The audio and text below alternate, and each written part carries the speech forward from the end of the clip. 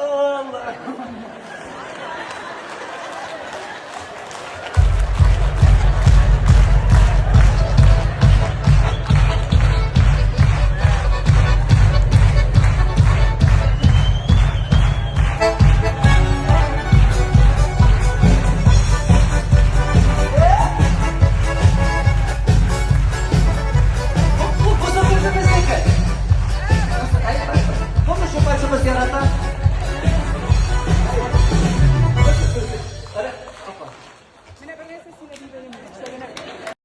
Şaşak onlara...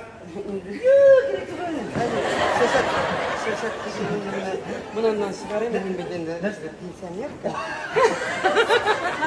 Bugün pensiya verdiler.